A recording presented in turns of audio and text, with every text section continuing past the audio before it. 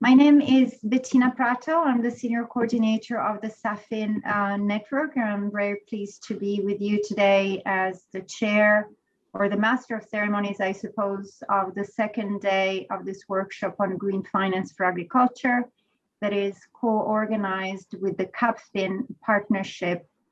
I am very pleased to take the baton, if you will, from Azeta Kungu of FAO and CAPFIN, who very capably chaired yesterday's very rich program. I'm really pleased to see quite a number of you from yesterday's very well attended program. But since there are also some new participants that I see online, I will just go through a very quick recap of what happened yesterday before I introduce the agenda for today. Today, we're going to have a shorter program. What happened yesterday. So just a few words of recap. Yesterday, the day, let's say, sort of the program was opened by some senior representatives from FAO in representation of CAPFIN and the SAFIN steering committee represented by Rabobank India.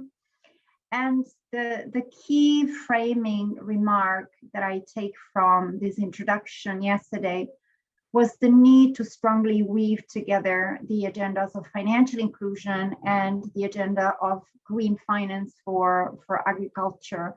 I think this was a thread that connected the different parts of the program and will no doubt also be a connector among the different sessions we're going to have today. We started the agenda yesterday with a presentation of the main findings of a landscape study on green finance for agriculture that was delivered by our colleague, Dr. Prasoon Das, the Secretary General of APRACA, that I'm very pleased to also have with us today.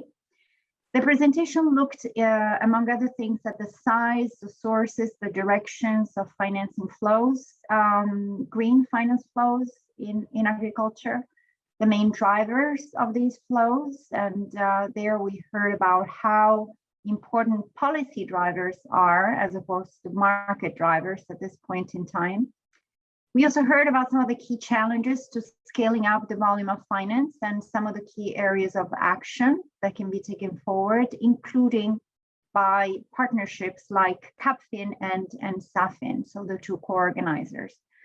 Dr. Prasoon laid out in particular a number of next steps for our community to tackle, and these are related to developing an inclusive and representative taxonomy of green finance for agriculture, expanding the use of fiscal incentives, innovating within financial mechanisms, but also the design of vehicles and products for green transitions in agriculture, bridging the disconnect between demand and supply of finance, among other things, through greater investment in technical assistance, and then strengthening the overall available pool of green financing globally. We then went into a session on the enabling environment for green and inclusive finance for agriculture. That was framed by a presentation from Josef Zahar about the current landscape of investment funds in green finance for agriculture, but also very much the opportunities and the enablers for greater mobilization of capital markets. You know, remember that Josef said, I have 3 points. The first is the importance of capital markets. The second and third are the same. So we discussed this quite a bit, and the role of these markets in financing sustainable transitions in agriculture. We had then a panel with Diletta Giuliani from Systemic, Hans Loth from Rabobank, and Claude Thor of AFD, Agence Française de Développement. And we considered some of the key elements of this enabling environment around Josef's analysis. And from there, if there is just one point that I think we really need to take into the conversation today, that was around the need to really build the capacity of local financial intermediaries and of actors within agricultural supply chains to intermediate finance for inclusive and green transitions. So today we are switching gears a little bit, because instead of looking at problems or challenges or to-do lists, we're looking at solutions. We're looking at what is already in place, that is working, that is, inspiring, that can perhaps be scaled up further, or that can be replicated in other contexts. So we're addressing this with 3 parallel sessions, and these are going to tackle, first, designing investment products to mobilize funding from market investors. Second, developing projects, funds, and pipeline to access existing green funding sources, such as institutional sources of finance, adaptation fund, green climate fund, etc. And the third is going back to the question of the enabling environment, is improving the enabling environment for green finance by addressing policy and regulatory structures. In the first of these parallel sessions, we're going to have 2 presenters, Lisa Ghinasci, CEO of ADM Capital Foundation, and Alan Elizondo, who is the Director General of FIRA Mexico. And we're going to have Christine Nigra, the principal of Ursan Vision, as moderator. In the second session, we're going to have Pate Sene, lead environment and climate specialist for West and Central Africa at IFAD, and Mauricio Benitez, who is a sectoral specialist for food systems at Responsibility. The moderator in this session is going to be Eduardo Tugendas, Director of Commercial Facilities for Natural Food Systems at Palladium. Third session is going to feature Mariem Khil, the Director of Sustainable Development and South-South Cooperation at Crédit Agricole du Maroc, together with Yuri Soares, Unit Chief for Strategy and Impact at Inter-American Development Bank, IDB Lab. The moderator in the session is going to be me, as I will double task due to some changes in the program. So I want to quickly just share one screen for you. Let me see if I'm able to do this effectively.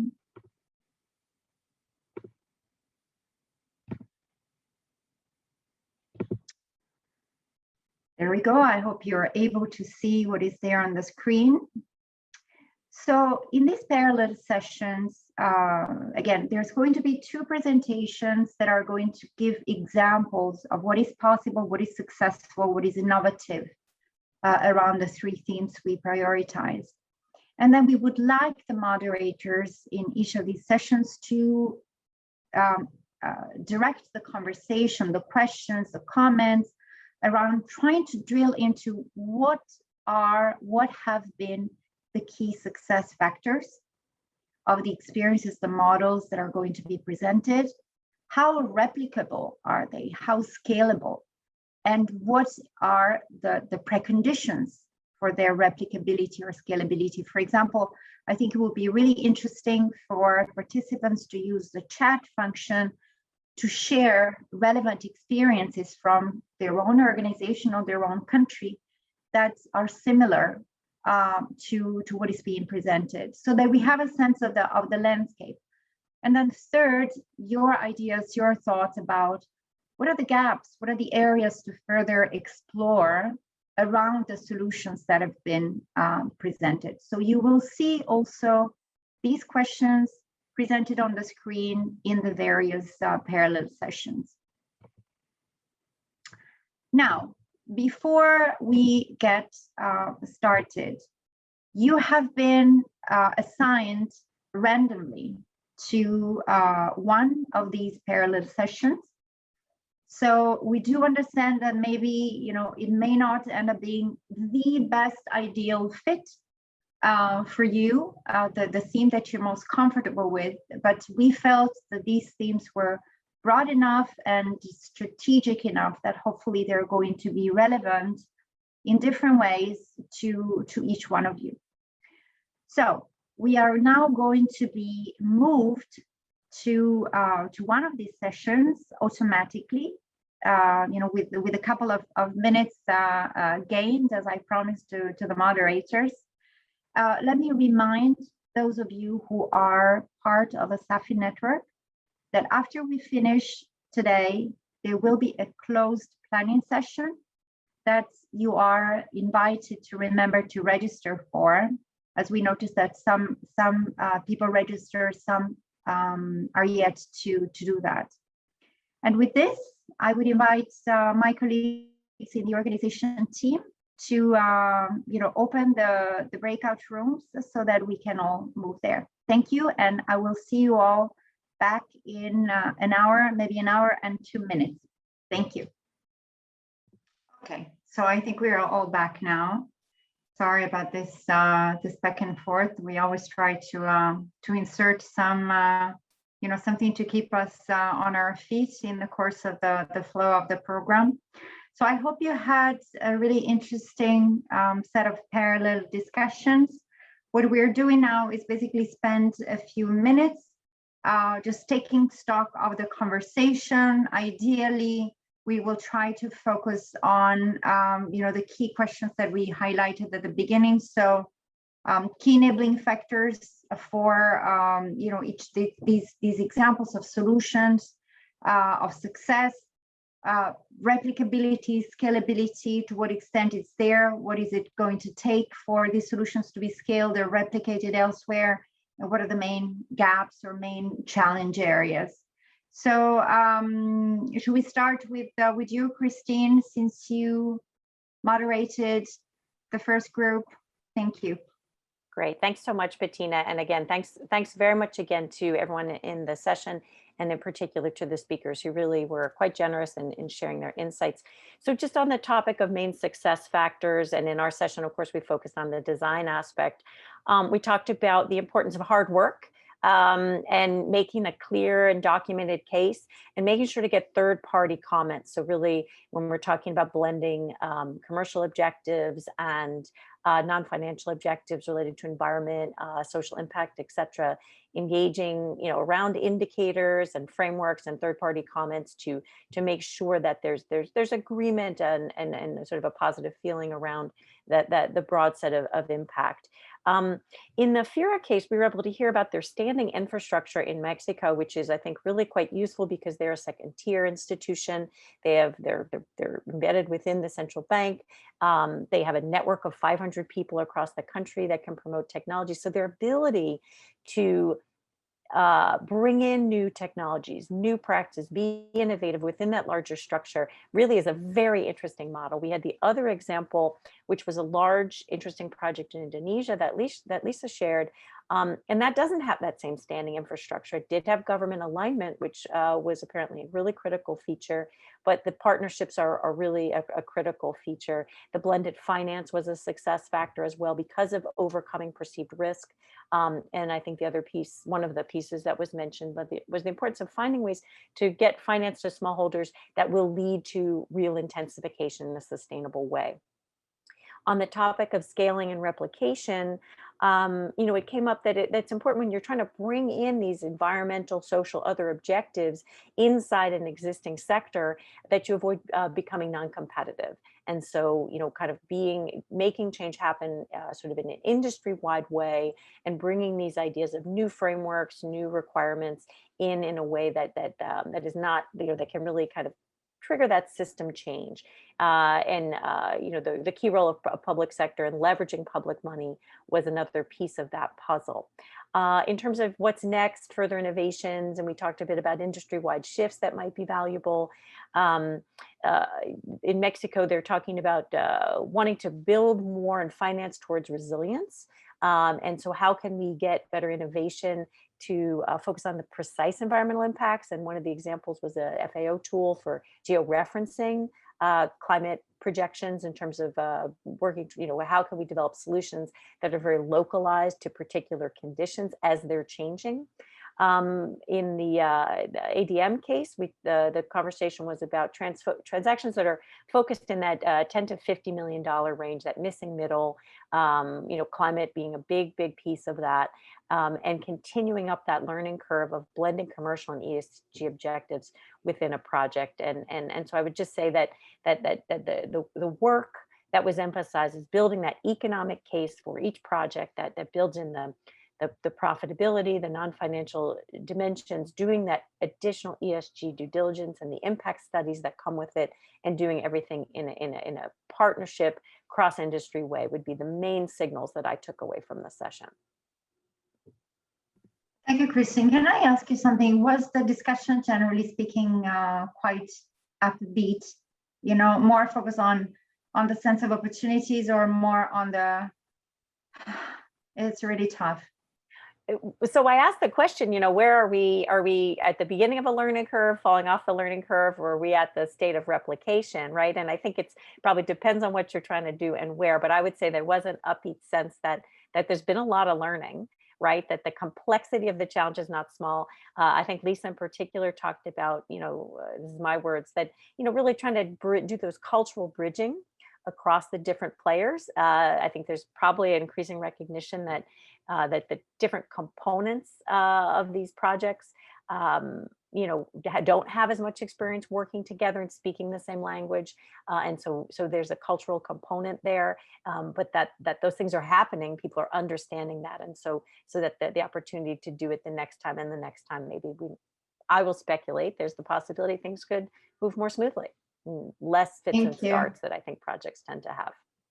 Thank you. It's one of the reasons why we really wanted to have this whole session focus on solutions, because it's so common to focus on we need, or what the problems are, and getting a little bit of a pulse of the opportunities, what is actually moving on the ground is great.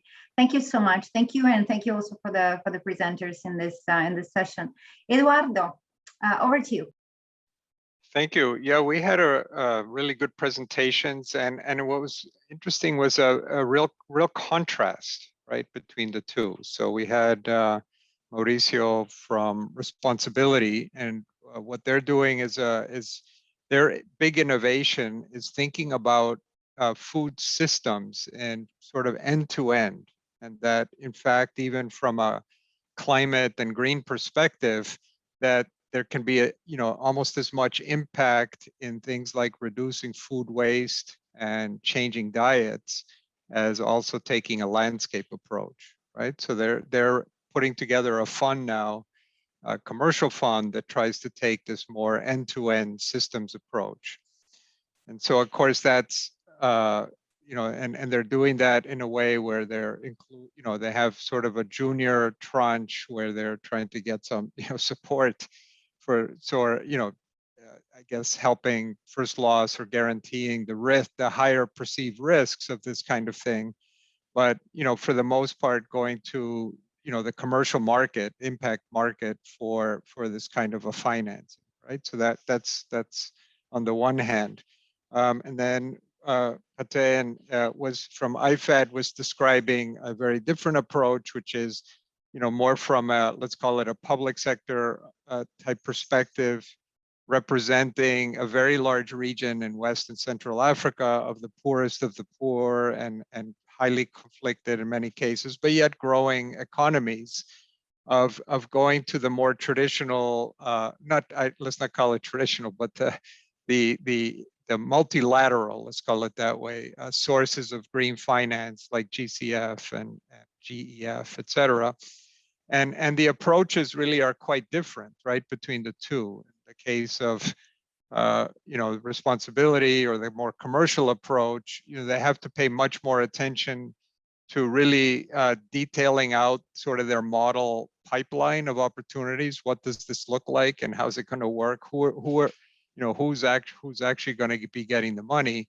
Whereas from the second type of funding, it's more concept oriented, based on concepts and archetypes of projects, right? The types of things they're trying to do and trying to change on the ground, and of course, then the way ultimately even the financing is going to get placed is very different. In the case of the IFED ones, it's really moving through the governments and through government development banks, but also a very interesting effort to bring in the banking system to think differently about green finance. So I think one of the where some of the innovation is coming in is really trying to get the people delivering finance into the system to be thinking green and using green criteria, and making sure that it's changing how finance is getting into agriculture. Whereas, of course, in the case of responsibility, they're looking for companies, right, that they can put the finance into, that that are going to have some kind of transformative impact. And ultimately, I assume the replication and scale comes from the types of investments that they're making in the system. So really different approaches. One of the other questions that we raised was, in this process of going out to the market, different kinds of funders, if you will, of what they're trying to do, what do they need to sort of present in terms of what success looks like, right? How do you measure success so that the funders feel comfortable giving them the money, right? So, obviously, if you're in the case of you're going to the commercial markets, people do want to see some kind of financial returns or understand the risks for sure. But also, to what extent, how do you articulate the environmental outcomes or KPIs or social KPIs? And so in both cases, they indicated that this is an important part of what they try to do, is to articulate what those are and have some clear measures of what they're looking. And I think there was some recognition and conversation that having those measures isn't only important for raising the finance, but also then to be learning as you go, to know how do you know that you're improving resilience, or how do you know that you're making an impact, right? And so this kind of being able to measure outcomes becomes very important. So anyway, hard to summarize everything, all the great material, but I'll leave it at that for now. Thank you, Eduardo. Do you mind if I ask you something similar to, this was not planned, so I'm sorry. It just came to mind as I was listening first to Christine and then to you now. I mean, you had two very different experiences, as you said. Maybe some of the connecting points, the clear connecting points in terms of enablers are around the metrics. Understanding what it is that you want to achieve, and sort of being able to standardize the ways you look at that, you measure, you track. But my question here is, was there a sense in the conversation that the relatively quite structured way of packaging and articulating what is green, what is suitable for funding, that characterizes this big parts of institutional money, adaptation fund, green climate fund, etc. How enabling is it of learning, of innovation, versus the more fluid world of ESG-minded investors? Was that addressed at all? Was that perceived as being more of a constraint, for example, for institutions like IFAD, or more like an enabler? If it wasn't addressed, don't worry. You don't. I don't think we. I don't know if we addressed it directly, but I mean, I think in general, I would say that one of the things that impressed me about both presentations was they're both taking the view that you need to be very strategic, right? Very clear about what you're trying to achieve and what the theory of change is, right? From where are you going and where are you trying to get to? And then how do you measure that how do you know that you're moving from here to there, right? And so I think there has to be a real change agenda in this process, and an ability to communicate that both to the sources of funds, but then of course, as you're actually implementing the financing. But I was impressed, in both cases, to your previous question, I think optimistic and in the sense that that clearly it's happening, and then in a way, a pathway forward.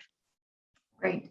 Thank you. So I know that we are 5 minutes over time or so, so I will be super brief in summarizing the other session that I moderated, which looked at interesting, inspirational, successful stories of innovations around the enabling environment, policy, regulatory, or financially enabling environment.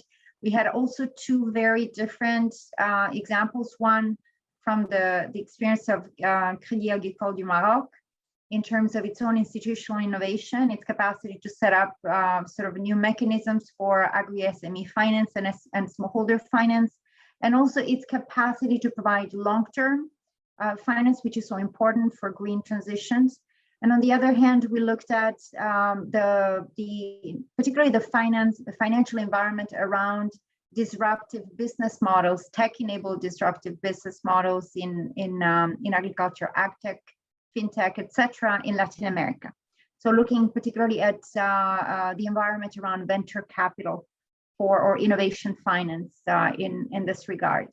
Something that came out clearly from the conversation as an enabler of success was the capacity of financial institutions and investors to directly engage with, it's maybe this cultural dialogue, to directly engage with the policymakers and to leverage what they have to offer, particularly, which I thought quite interesting, in terms of an understanding of what is happening on the ground and a capacity to collect and process data that is relevant, not just for financial institutions, but also for the regulators. That's a very important asset for financial institutions and investors to feed into the policy process. So as a tool to help shape innovations at the regulatory level. Also very important as a success factor, as identified in the conversation, was the need to engage policymakers, regulators, the institutions that are shaping the environment beyond agriculture. So, beyond agriculture, environment, energy, there's a need to actually engage beyond, the narrow boundaries of the sector if we want the right type of change to happen. Quite interestingly, I think we opened up a little bit the box on green finance, and this brings me back to how we opened the conversation yesterday, which is about the definition. What is green finance? Is it what the Green Climate Fund says it is? Is it what investors that are interested in ESG say it is? Is it finance that is used for adaptation? Here, what came out of this conversation was the need to look at finance that enables innovative business models, sometimes technology-enabled business models that in turn are going to support farmers and other operators to green their practices as part and parcel of what green finance needs to sustain. For us, as a network that is focusing on agri-SMEs, that is a very important message to hear. But it's something that I think we got out of this conversation quite importantly. I will not go into the other points that were raised again because we are short on time. So let me just say thank you. Thank you, first of all, to Azeta and to colleagues at CAPFIN. Thank you to Michael von Doring in the SAFIN team that was the lead in organizing the workshop on our side. Thank you all speakers, moderators, participants, for really actively, making this happen. You will receive information about the recordings, so nothing is going to get lost. You will also receive links to the presentations. So again, you can go back. If you missed a session, you can get up to speed. Please, if you have thoughts, inputs, ideas for follow-up research, follow-up action, follow-up knowledge sharing, that just come, maybe after reflecting on these 2 days, we are here to listen. I'm sure that Azeta would agree on the CAPFIN side. we're both in the process of rethinking our strategies, our work for the next months or years. In our case, specifically on green finance and agriculture for the next parts of the year. And we really are very much in the market for good ideas, good partners. One of the things that I think makes us similar as Safin and Kapfin is that we actively try to work on this cultural dialogue, as Christine put it, on trying to really bring together different actors that don't necessarily, work in the same communities of practice all the time. So again, do not hesitate to reach out. And thank you once again for making this so rich. I think it will take me a while to just begin to absorb all that I learned over the past couple of days. Thank you so much. Take care and see you next time.